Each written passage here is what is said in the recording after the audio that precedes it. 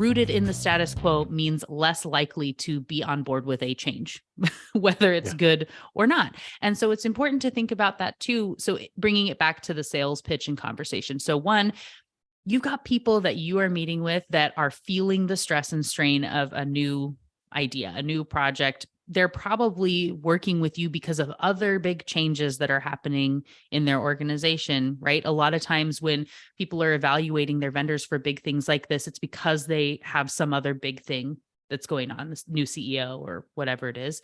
So if they're afraid about their jobs or things that are going on in the economy and that stress and like that's bogging them down.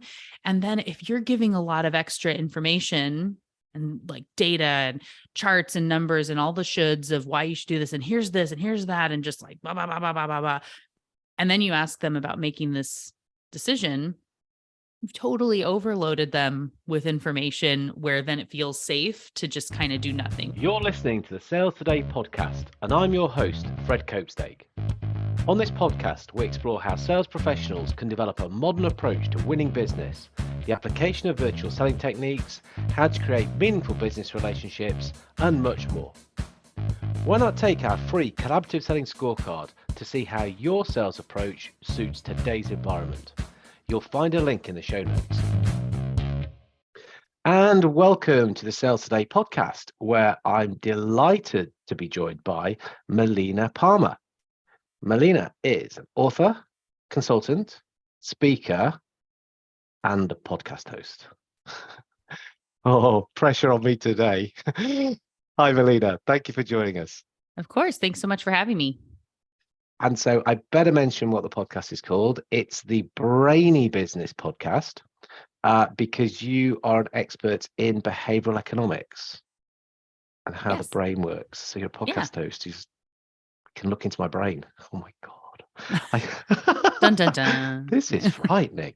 No, but I know your podcast's very cool. You've done lots of episodes, and you've written 2 books so far. Yep. The book which really caught my eye, and I thought, you know what, I really want to talk to you about this, is What Your Customer Wants and Can't Tell You. Oh, yeah. And I know that lots of marketers is who you tend to speak to, but us sales guys, you know, we need to understand these things too. So yeah, let's have a talk about that and just put a bit of a sales angle on it if we can. Absolutely. And there's definitely a lot of sales messaging throughout the book, and marketing and sales, I think are peanut butter and jelly as that goes anyway. So I know not everyone thinks that. I think it's true. That's a different episode, Melina. I know, it's the controversy of, I feel, in the like, why can't we all just get along sort of vibe maybe, but like you said, we'll let everyone berate me somewhere and that's okay. Yeah, I'm with you on that. I'm with you. Well, we should be. It kind of makes sense. So where do we start? What the customer wants.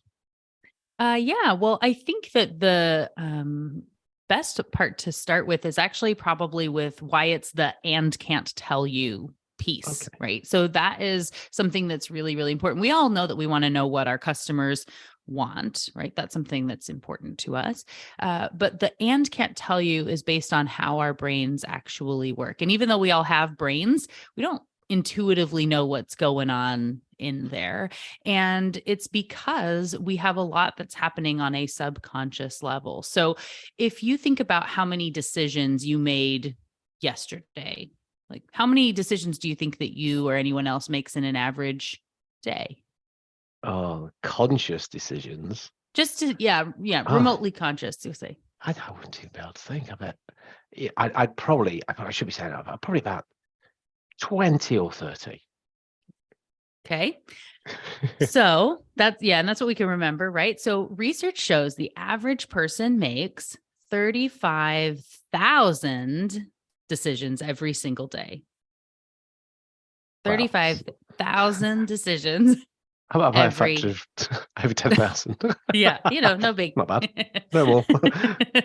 So we have so much that's going on. And clearly the point being, like when you think about that conscious level, what you can even remember, and even where you're saying 20 or 30, like could you sit and name, 20 or 30 decisions you made, right? Yeah. So with that, there's so much that's happening on that subconscious level. And the subconscious brain makes decisions using rules of thumb, and it likes predictability and the status quo, and to be able to say, I know what to do here. I know how to do that. I got a plan. I know what's going on. And it's making decisions constantly. It's faster, it's automatic. And it doesn't like to hand things over to the conscious brain because it's slower and takes, longer to make decisions. It's like, I like to think about it like if you are trying to get a meeting with a busy executive and you go through the receptionist, right? The receptionist wants to handle as much as possible because when the executive gets involved, things really slow down. It's a real pain to do that, That's right? true. Yeah. So that subconscious is what you're trying to be communicating with. When we think about communication, though, we think it's, my conscious brain to your logical conscious brain, and people should do this or that. People should want that. We like to say, should is a 4-letter word here at the Brainy Business. And so we don't communicate properly. So we kind of forget about all the ways we like to be talked to about how humans really work when we get into that business context, and we do really weird things.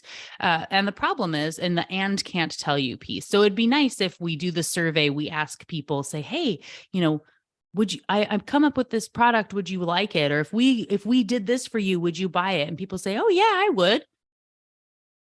But do they? Often, no.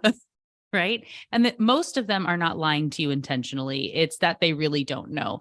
And it's the subconscious and conscious brain actually don't speak the same language. And so they don't communicate well with one another. So when you're asking that conscious brain why it made a decision or what it might do or what would influence its choice, you're asking, A to tell you what Z thinks. And, they're totally different animals. And I'd say, I think you just said it there. So the conscious brain will try to give a more logical answer.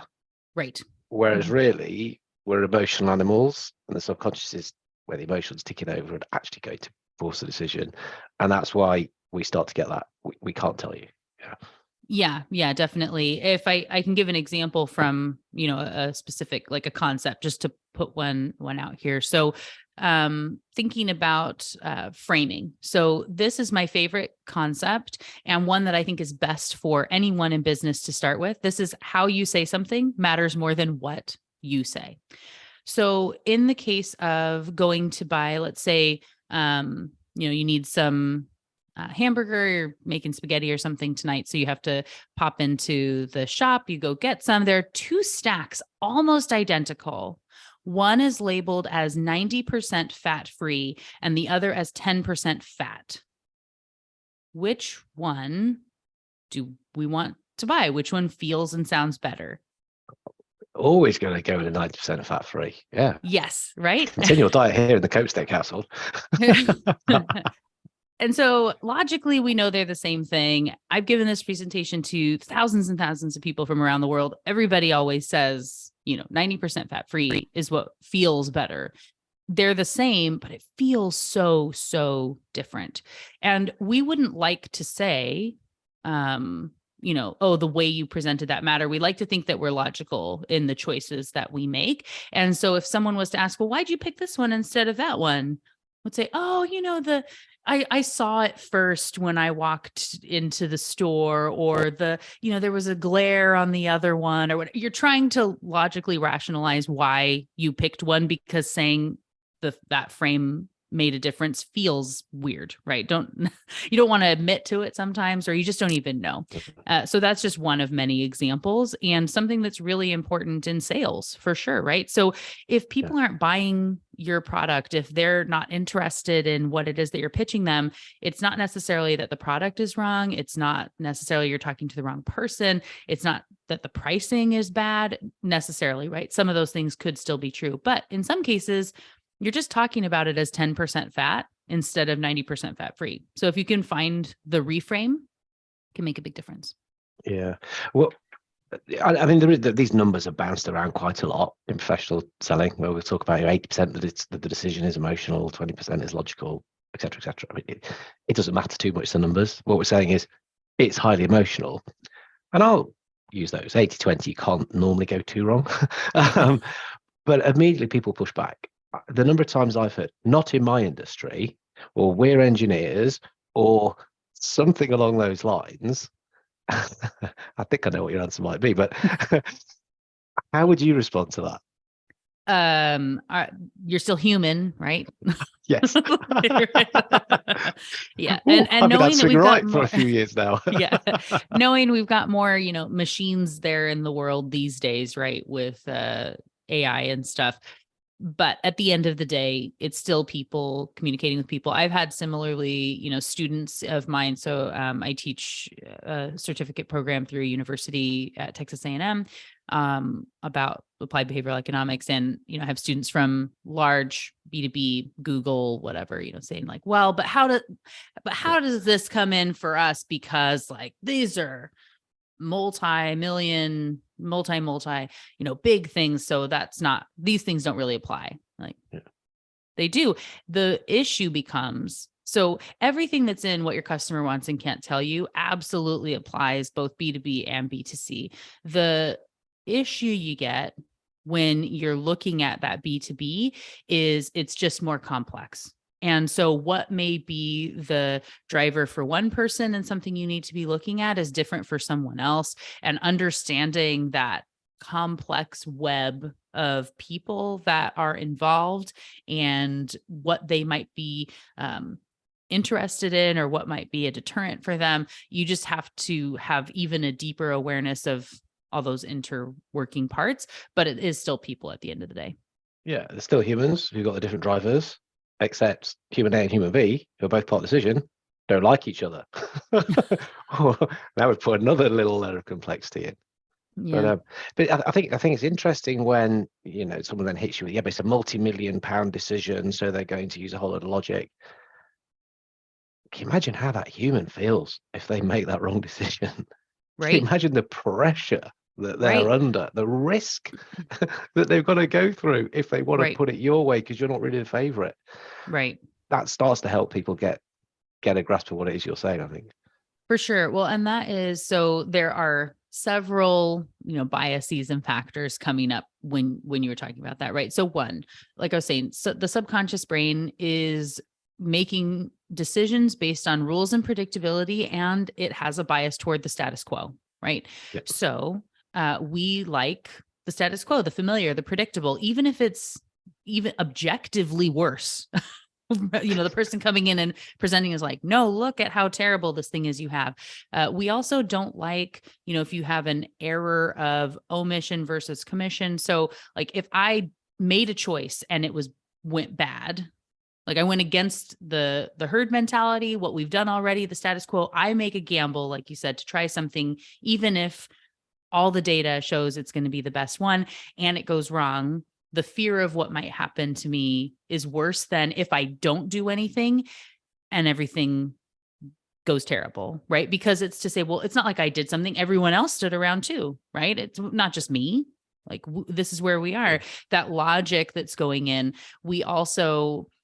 Humans tend to be very loss averse. And so we don't like the idea of losing something. When risks are involved, we tend to kind of shift in a way that there's different fears and things that come up. So again, there's a lot of complexity that comes into play. And the good thing is it is still really predictable, right? So you're talking about this, and as far as across sales is saying like, well, but there's all these things. And imagine, people are feeling this way. Say, yes, here are some of the reasons why. Here are the things going on in the brain. Let's pick something and think about how we would frame the messaging to overcome the concern about the status quo and looking at something new. How would we frame our messaging to help them feel more comfortable with a new status quo? What might we do in that case? How do we help mitigate the thought about those risks in the way that we can message? Yeah, I think risk is a really big one.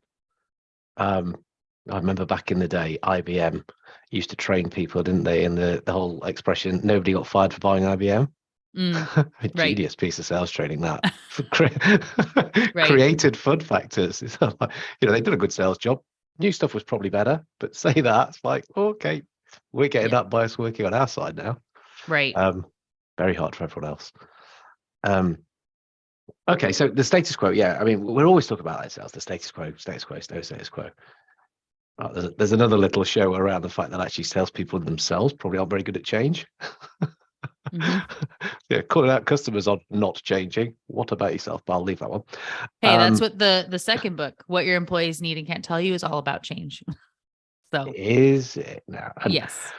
well, one of the things that I've tried to put into sales training is understanding the change curve and understanding that when you are talking about change, it's like the grief curve, isn't it? I mean, it's pretty much the same thing, slightly different labels on it. Right. And as a salesperson, you're excited. Look at this stuff. It's so good for you. Get all this benefit, all this upside. Oh, yeah. Now, if you just introduce it to somebody, what they're going to go through? Surprise, anger, bargaining. They kind of go through these things. And if you're not pitching the message right, you're going to have an issue, which I guess is what you're talking about on the employer side. Yeah. The other thing about change here, so going back to those 35,000 decisions that people make every single day, the problem with change is that we think too big, right? So when we think about a change initiative at work, we think it's only the big stuff, right? So it's just a merger, we're getting a new software system, the CEO's retiring, something that needs a project management team to be coming in and doing stuff on it. And even then at best, often, tell team is like one item on the to-do list. And like, we sent that email that was on the intranet, right? But because of those 35,000 decisions that are being made, those micro moments are really important. And even very, very small changes can impact that cognitive ability and strain, right? So we need the subconscious to be able to do the bulk of the decision making. Another, set of numbers here, that subconscious, if you think about it like a computer, has been said that it can process about 11 million bits per second compared to the conscious brain, which can do about 40, not 40,000. Or 400,000, which would still be a bad ratio, but like 40 to 11 million, right? So when we have even little changes, like where people are sitting or asking them to click this new button every time they're doing a process, a little thing like that, the route on their way to work has construction, something that shouldn't matter, can bog down their brain to where they're going to be less receptive to a change when it's presented to them. And we like to think that those things shouldn't matter, but they definitely do. And when someone has that strain, make it difficult. And in the same way, again, how we present the information about the change is much more important than the change itself. Interesting. Cognitive ability and strain was the expression used there. Am I right then? I think I read somewhere that when people are under pressure, the brain will also be doing different things. Now, forgive me if I get my brain science a little bit wrong here. Oh, yeah. Please. So it goes away from the neocortex. You take blood away from neocortex, which is where you make that decision stuff, and it puts it into the center to protect you or something. Well, give me the proper version. Well, so time pressure is a form of stress.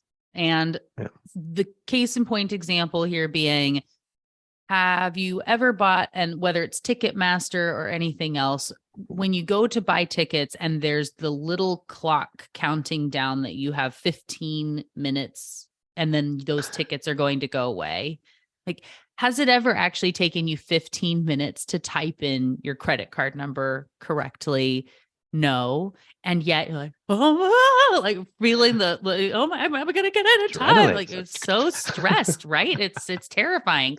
And it's ridiculous, right? It would have taken you 90 seconds without that. But when it's there, that time pressure makes you feel very different, right? So in the way of when we have all the time in the world and we're working on making decisions and things, we feel like we've got all this extra bandwidth and we think, oh, I'm going to come up with this cool thing and I'm going to work on changing this report. I'm going to evaluate. It's going to be good. And then you realize the project is due Friday. You go, yikes, like, we status quo, get the thing out, and next time I'll do a better job, right? We worry about then the risks and things different. It's another risk and loss sort of evaluation there that comes up.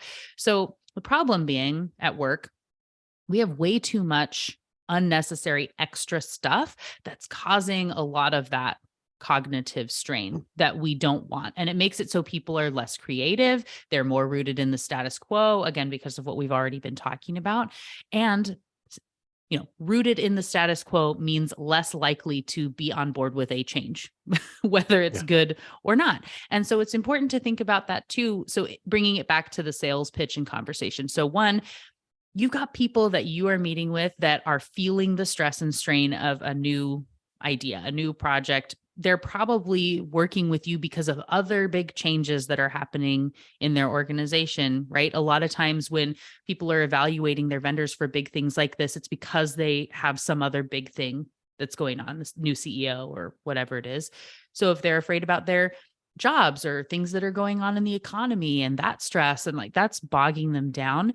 And then if you're giving a lot of extra information and like data and charts and numbers and all the shoulds of why you should do this and here's that and just like blah blah blah blah blah blah blah, and then you ask them about making this decision, you've totally overloaded them with information where then it feels safe to just kind of do nothing, remembering that doing nothing is always an option. We maybe think, well, they're either going to choose us or they're going to choose the competitor and we're going to compete against them and talk about this other thing because, nothing is a bad decision, but it's the thing they're already doing, right? Even if it's obviously bad, they can drag that on for a really, really long time, which, in B2B sales, you've experienced. It's a really, really long time. Experiencing. Present tense would work quite well here. Fair enough. Yeah. Yes.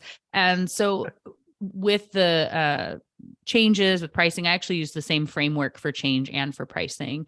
And it's because of, changes about the change, prices about the price. It's how we present that information. So if you get a lot of people balking at the context or the change itself or the price, there's something else that's off in that brain science aspect of how you present the information that you can look at to make it so that's easier. And in sales stuff, it's, often not considering that bandwidth, that stress, and adding to it accidentally with a lot of unnecessary information that just actually adds to stress and makes it harder to make a choice.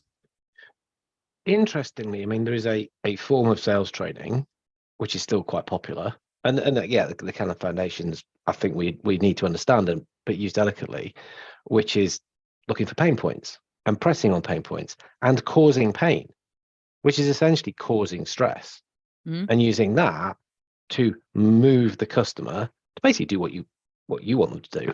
Yeah. From what you're saying, it sounds like that's a really quite silly technique to use, because by loading up more stress, that's where you could put them into this kind of do nothing, paralyzed, run away and hide type mode.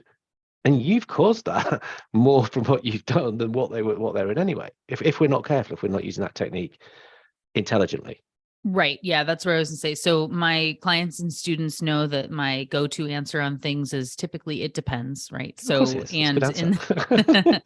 and so a lot of the time it's probably not the best choice, but understanding what it is you're selling and the benefit of being in that state of mind is important. So just to give another fun kind of research study that shows some of this example is people were given an envelope that had a number to remember, and they go through a series of tasks. At the end, you have to tell the person what your number was. Half of the people were given a 2-digit number. The other half were given a 7-digit number. And we think, 5 extra digits, it's not that much, not that big of a deal. Of course, makes a difference. In this process, one of the things they had to do was choose their snack that they were going to get after, which seems really weird. But it was like their payment for doing the study. And it was, multiple tasks they're doing. That's what the researchers were actually looking at. So those who were remembering the 2-digit number were much more likely to choose the healthy fruit salad as their snack. Those remembering a 7-digit number were much more likely to choose chocolate cake as their snack at the end. And so the cognitive strain, like why would this happen, right? So that cognitive strain there, when you're remembering a 2-digit number, if I say, hey, your number's 12, a month from now, I could say, hey, what was that number I asked you to remember? And you'd say, oh yeah, it was 12, right? It's not bogging you down. Whereas those 7 digits, if you're going 1273564, 1273564, that looks delicious. 1273564, right? Like, I want that one. It didn't happen when it just said the word chocolate cake and the word fruit salad. When they had a good picture or they were sitting there in front of you, it had an impact on the decision that people made. So if you're in the business of selling chocolate cake, understanding that strain is actually important when you're pitching whatever it is that you're doing. If you're selling the fruit salad, which is what most people are doing, you're trying to get people to make that kind of more logical, different choice. Like, don't add a bunch of extra stress when you want to be, adding that in communication. I find the experiments that behavioural economists and psychologists and scientists do fascinating, because invariably they say they're doing something, but they actually do something completely different. That's what they're measuring. Yeah, it is always fun. It's always to sneaky, see. isn't it? Yeah. Well, you're going to measure. We want you to remember numbers. We don't care about the numbers. We want to see what cake you have. Right. Yeah. What snack do you want to get? Yeah, it is always really interesting to see how you add that stress or remove stress and what that does to the decision-making process.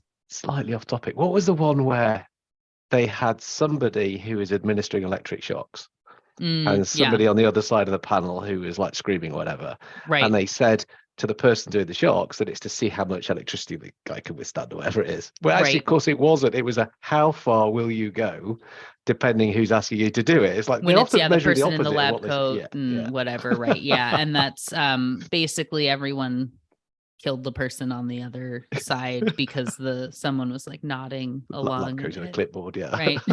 Yeah. It's just they're funny, the tests. Yeah. Okay, so we're talking, and theoretically killed the people on the other side, right? That's what we're saying. There's someone no one's actually getting shocked. There was an actor. Yeah. Too much. Yes. I don't know. My brain thinks that stuff's funny.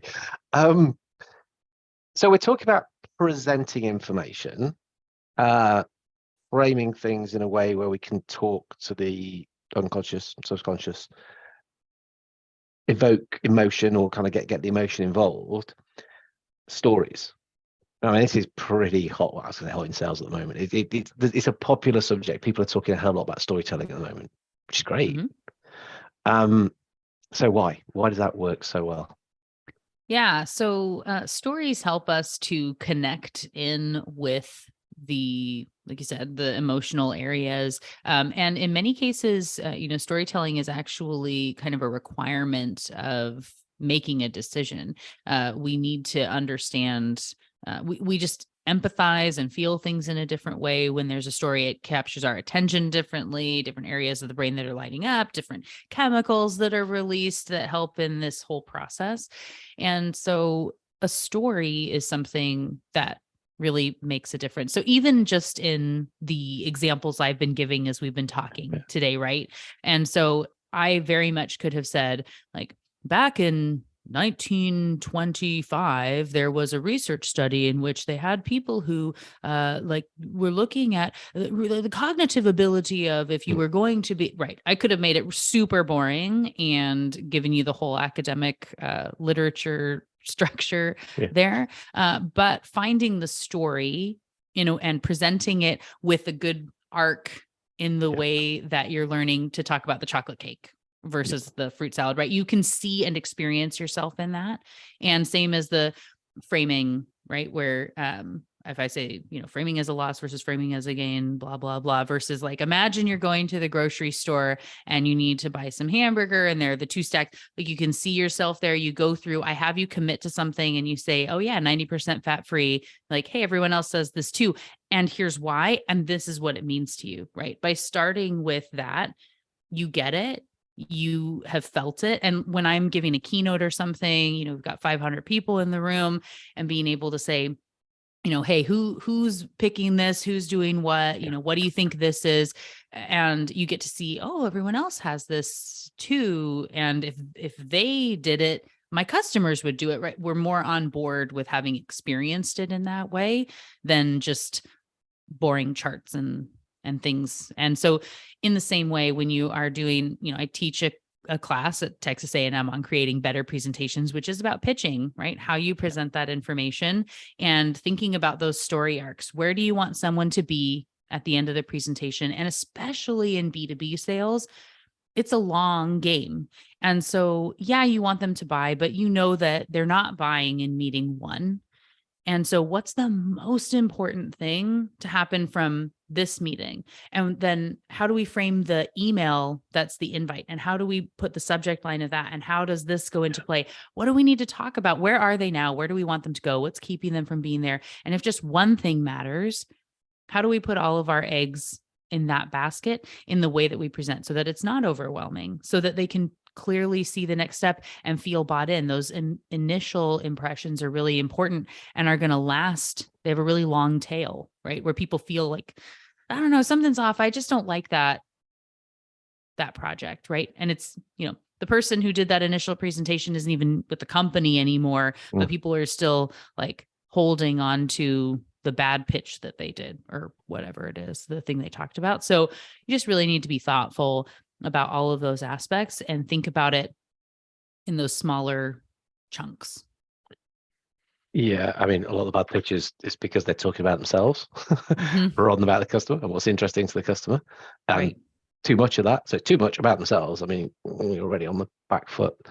There's an expression I'm hearing a lot more now, which I really like, which I think is what you're saying there, which is kind of meet them where they're at. And it's like, that's what they require at this stage.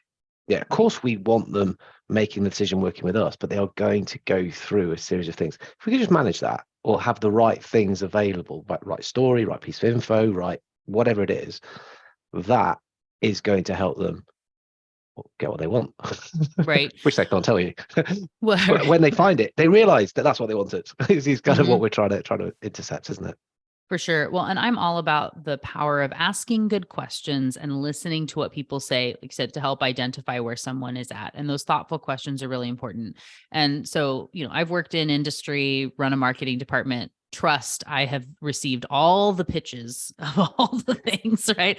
And we've all been in that meeting where the people sit you down and go, okay, I'm going to walk you through my 85 slides in this 45 minutes. And then maybe we have some time for questions at the end. And even if you try to ask, like, can you wait? I'm like in the presentation mode, right? I'm on a roll. Yeah. Like, wow, you really don't care about me at all. Right. And instead of having just the canned, like, this is what we say because this is what everyone does, working on being able to say, hey, like, what are y'all struggling with right now? Yeah. What's got you feeling some stress on this thing? You reached out to us, what would be your ideal circumstance? What are you hoping to get? Asking a little bit of a different question can make it so people come into a different response and they think about things differently and they remember you differently. This is framing once again, but imagine, you go through the drive-through and they say, is that it? Right. Anything else? Right. At the end. Right. So I want to get my chai tea latte. Okay. Anything else? No. Right. And you're conditioned to say no. Right. No, I don't want anything. And one time I went through the drive-through at Starbucks, ordered my chai tea latte, and the barista, the person that was asking said, and what else sounds delicious today?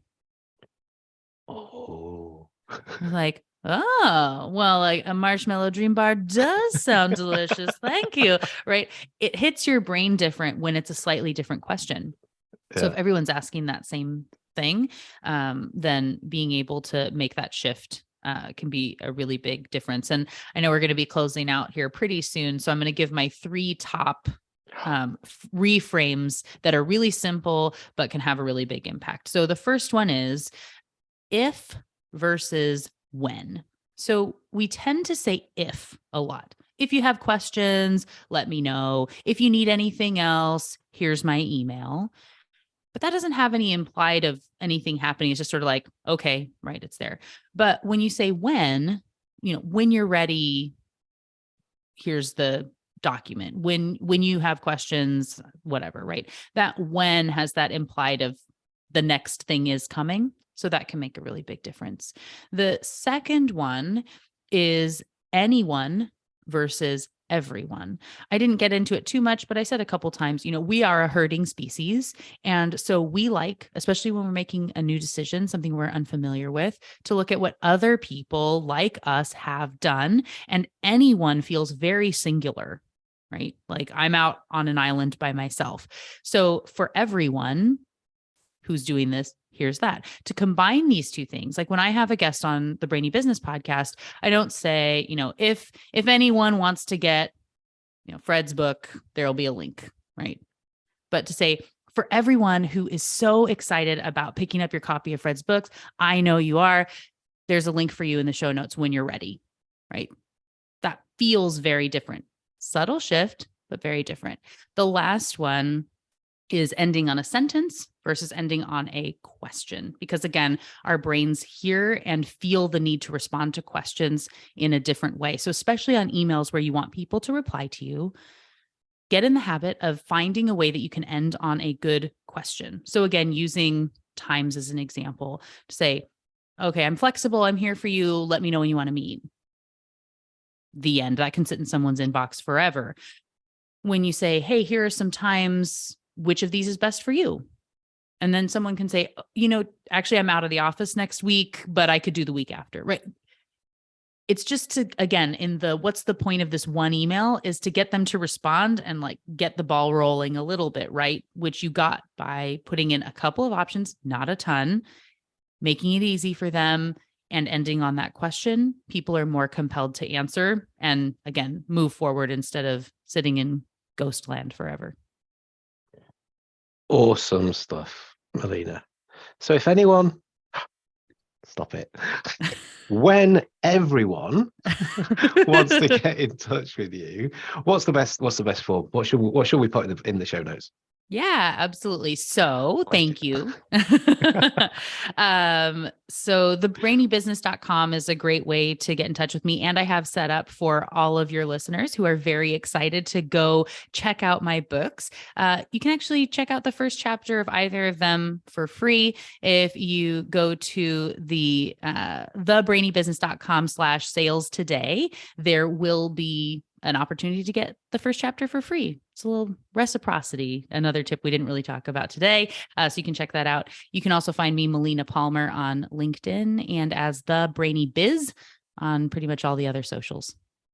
Awesome. We will pop those in. Thank you so much for your time.